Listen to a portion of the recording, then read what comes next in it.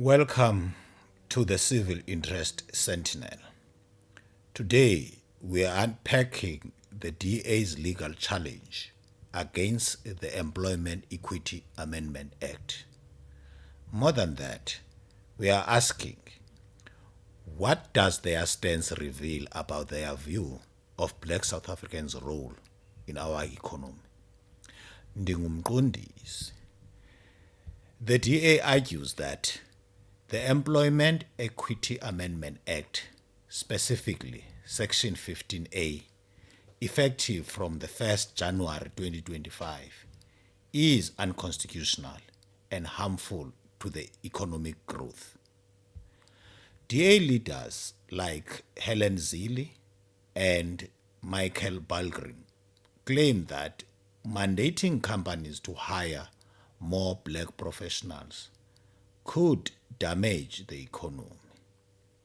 In reality, South Africa's corporate leadership remain 60% white and 70% male, despite decades of transformation policy. Zille characterized these numbers as negligible, given the total number of people at these levels. The question is, are they? If they are, is that justifiable? Let's be clear about the purpose of Section 15A. Its aim is to ensure equal employment opportunities and equitable representation for designated groups, redressing historical injustices while promoting economic growth. It does not require that white males should not be hired, as some have claimed, but merely require proportionality to promote equal representation. Yet, the DA's argument implies that fair representation of black South Africans is a risk, that only white leadership drives prosperity, while black professionals must wait for some elusive economic boom. This from a party that has not delivered transformative growth in 400 years of control. Here is where it gets troubling. For over 25 years, South Africa has invested heavily in education, training, professional development of black communities. Today, we have a generation of black doctors, engineers, accountants, IT specialists, and managers ready to lead. To suggest that hiring them undermines economic growth isn't just wrong.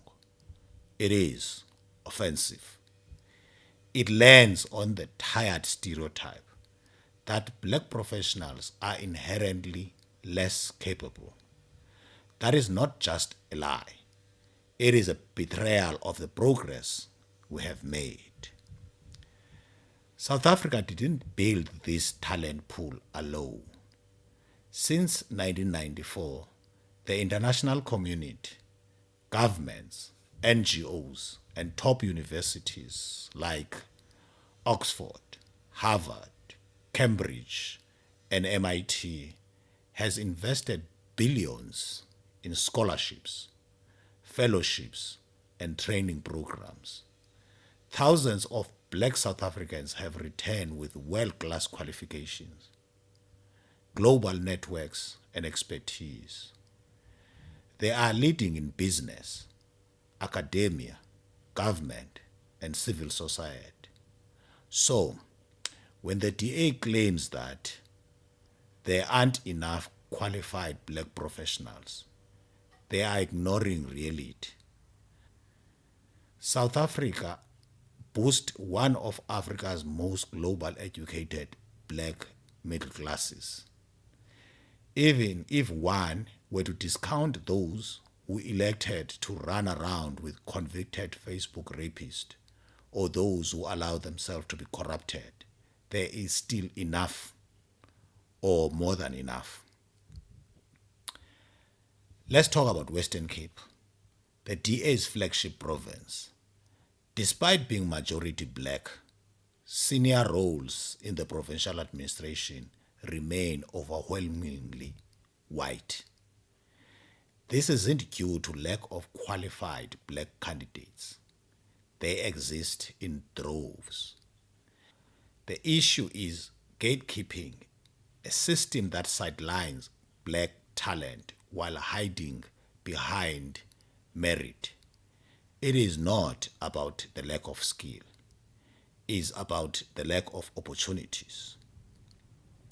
The DA often champion merit-based hiring. Sounds fair, doesn't it? But let's dig deeper. Who had access to elite schools? Who secured internship at top firms?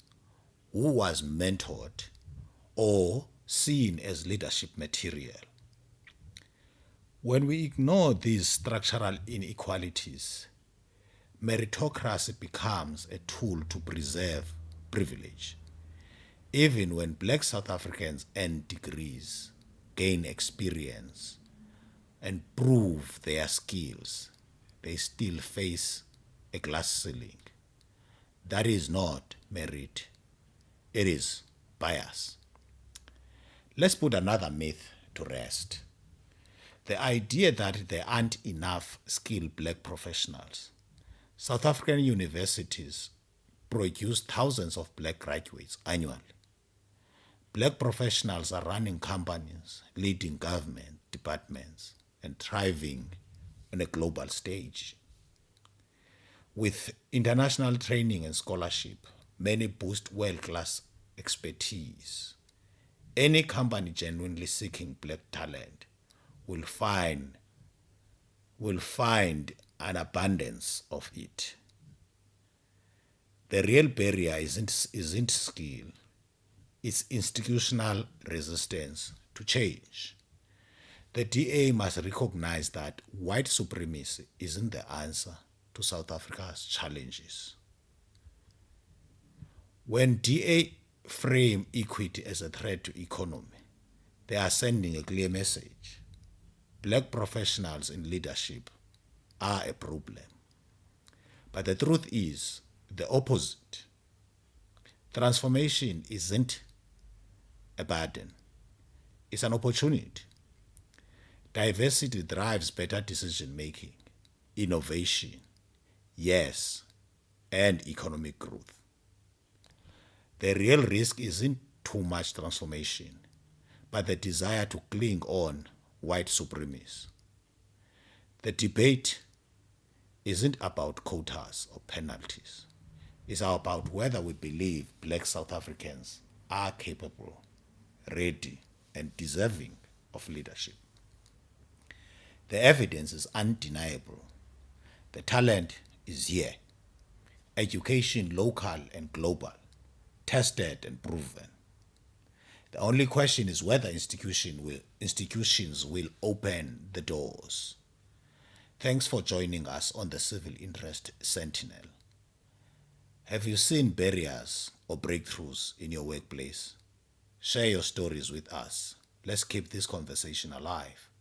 Until next time, stay critical, stay hopeful. Ndingumqondisi.